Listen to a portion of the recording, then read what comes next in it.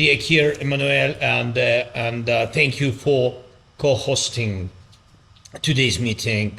Dear friends, leaders, I'm happy that we have today's conversation. About an hour ago, we had conversation with the United States team about possible security guarantees for Ukraine. And we are working on a framework document, and it must be strong enough to truly work. We believe this document should be approved by the United States Congress. This would mean real, solid, legally binding security guarantees for our country, and they must actually be implemented. Of course, a working model of security guarantees is impossible, and we underlined it, impossible without Europe and all members of our coalition of the willing, from Canada to Japan, Australia, and New Zealand. Thank you all.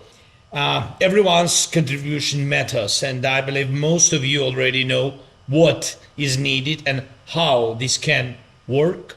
And now we need to coordinate everything so that the Americans are fully on board in every process. Yesterday we also talked with American team about an economic agreement and what U.S. involvement could look like in Ukraine's recovery and post-war development. And also yesterday we sent the American team a revised version of the framework document we worked on. It includes 20 key points. These can be the foundation for everything, and I'm waiting for feedback from America. It's very important, that I thank Mark Rutte and every leader who keeps emphasizing this, that you personally, along with your defense ministers and military leadership, continue working together through the Pearl program. And this program needs to be actively filled with content and concrete actions.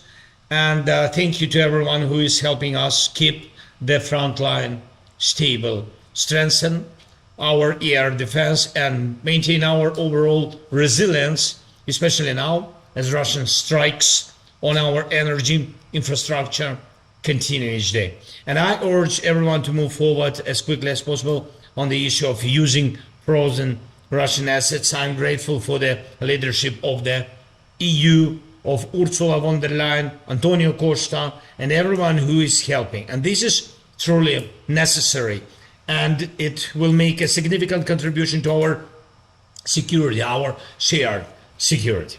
And one more point, we are ready to work with President Trump in any format.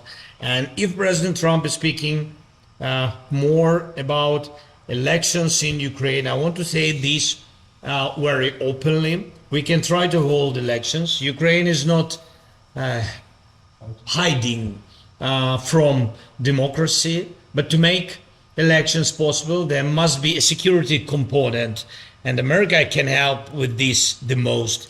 If there is a need for elections now, there must be a ceasefire at least during election process and during voting, and this is something that must be discussed.